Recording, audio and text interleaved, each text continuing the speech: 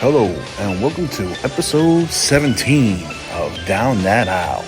You know, something I didn't think of, and I thought of the other day was I probably should have mentioned this for those of you that have been listening all along, which I appreciate, and I hope you are having a good time hearing these themes and coming up with your own thoughts on them. And again, feel free to comment on any of the videos. I'd love to get into some back and forth with you about the theme. Maybe you disagree with what I've been saying about a certain theme.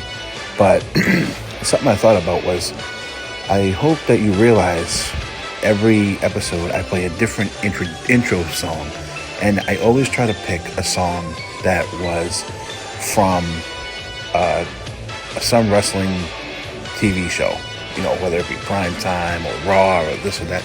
And I just, there's no real method to it. Hey, let me play this one. Let me play this one. That's also kind of been fun. So playing the theme has been fun, as well as picking out different songs for different TV shows. So anyway, with that being said, sorry. This week, I have decided to venture back to the NWA and go with the Total Package Lex Luger.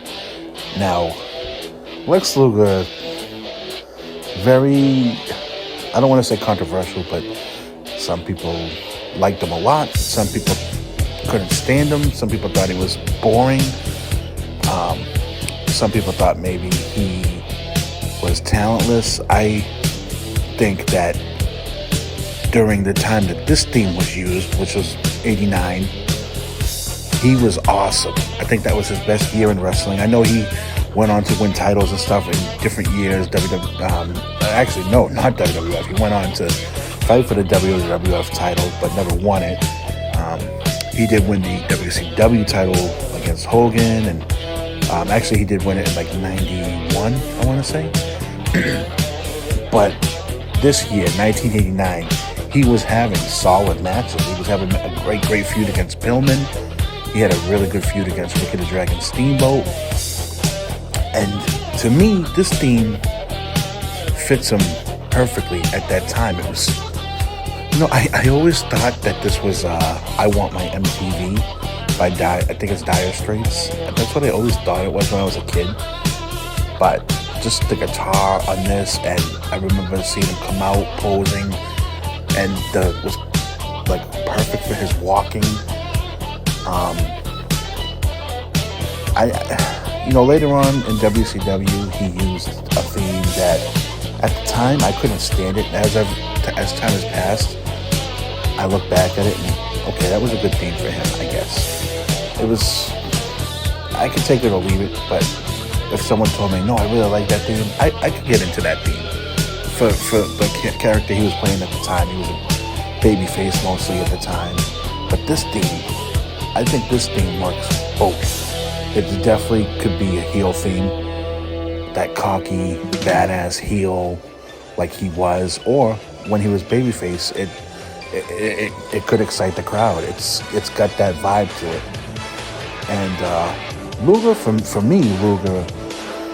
So I was always a WWF guy mainly, and I would see the NWA. My memories of NWA were when I would go to my grandparents' house in Dorchester, and it would always be like on a Saturday. And not that my grandfather was sitting there watching it, but it was on TBS, and I would always see Luger.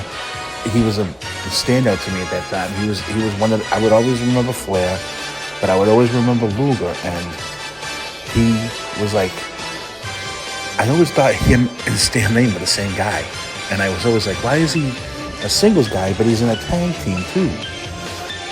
Another thing too was, I think throughout their career, they always compared Luger and Hogan. And in a way, it's kind of like, they're definitely different body types, but the casual fan would say, oh, they're both big guys, blonde guys. But definitely, I could see where the casual fan would compare. But when you think about it, like, why are these guys compared? They're not really alike. So, but as a younger kid, I remember thinking, this guy's like Hulk Hogan. And like I said, as I got older, I would not say that. So, yeah, so I wanted to pick this name because this was, I think, for me, 89 NWA is, I've already said in a previous podcast, and actually in the first one with Terry Funk, 89 was my favorite year, and NWA in 89 was I think, to me, was their best year. I mean, obviously, 96, 97, but storyline-wise, outside of the NWO, I don't think it holds up to 89. So I'm pretty sure there's going to be more to come from 1989 NWA. But this was this week, and yeah, the total package, Lex Luger. I hope you enjoyed it.